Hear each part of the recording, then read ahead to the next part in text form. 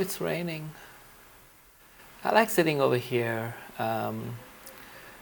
This is like my little setup, and it's really nice to just sit down and sometimes just have some thinking time to yourself.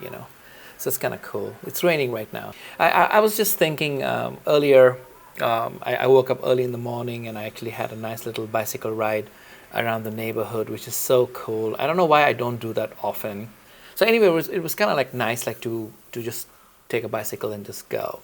And I was thinking while I was in a bicycle ride, because during this time is when one of my favorite people is Steve Jobs, and he passed away, many years ago, of course. And I was asking myself, where was I when Steve Jobs died? And I remember it was Jersey City, New Jersey, just across from Manhattan.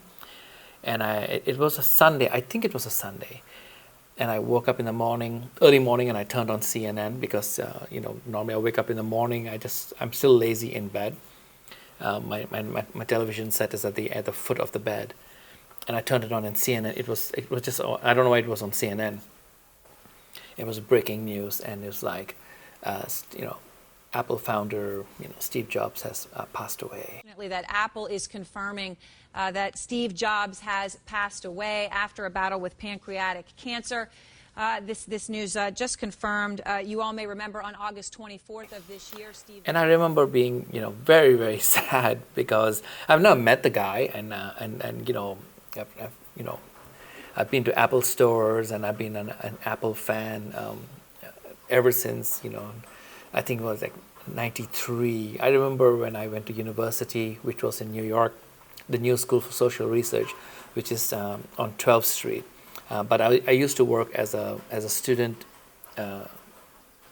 like a student assistant in a computer lab, which at that time it was known as the CIC or the CIS. I forget what the pronunciation, the abbreviation, Computer Center or something like that. And it was facing. It was in the Parsons Building and was facing Fifth Avenue. And at that time, we had the computer director was getting rid of old computers and getting new computers in, and he gave me the SE30. I don't know if you guys remember this. This is like, I'm dating myself, of course. This is the SE30, which was like an all-in-one computer. It was very small, but it was like tall, but a small screen. It had a keyboard and it had a mouse, and that was my first computer. That means, as an individual on this planet owning a computer, that was my first computer, the SE30. It was a color monitor. It was very small, and I remember carrying it home in the subway. It had like a little like a place to hold, like it was easy to carry. Those were the days when those computers were like that. Today it's like laptop and everything like that, which is kind of like really, really cool. And I remember, that was my first computer, and I loved it. And so when Steve Jobs passed away, I felt very sad. I mean, a lot of people felt very sad, actually. And the guy, no matter what you say, the guy really, revolutionized the whole, like he just totally changed the way we see computers and the way we interact with one another. Because if you know correctly that, if he didn't do all the things that he did, I'm not so sure we would probably be doing this now. We will probably be doing this much later. Again, I could be wrong, of course. If he didn't release the iPhone when it did, because there was a big difference on how phones were before the iPhone, and then there was a huge difference how phones became after the iPhone. And I remember somebody telling me this, that, hey, listen, if you look at Android phones, if it looks like an iPhone, it behaves like an iPhone, you interacted like an iPhone, that is probably an iPhone. Yeah, just packaged in an Android system. That's just the way of looking at it. So I've switched to Android phones, and I'm not guilty about it, because to me it is a phone. It is an Apple phone because it behaves everything, does everything very nicely. And it's good enough. I don't really need to have an iPhone, even though my computer is always a Mac computer. Anyway, back to Steve.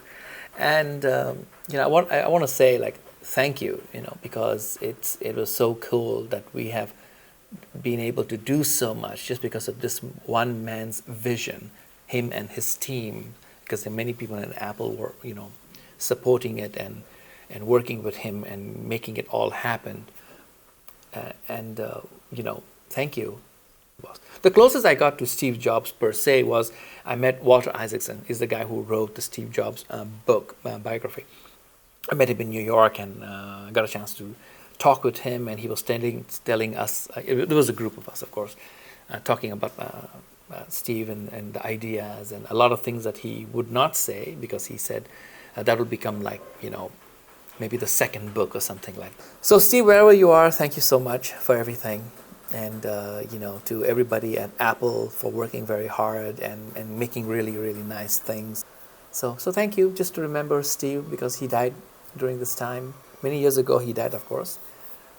And I'm sure a lot of people miss him and miss his, creativeness, his vision, and hopefully that we, can do some things for ourselves at least, so that we can be happy. And when we are happy, then everything around us is happy, and we do better things for ourselves and for people around us. I think that's wonderful.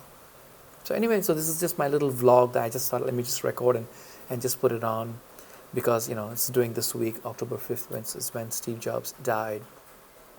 And of course, we miss him. I miss him.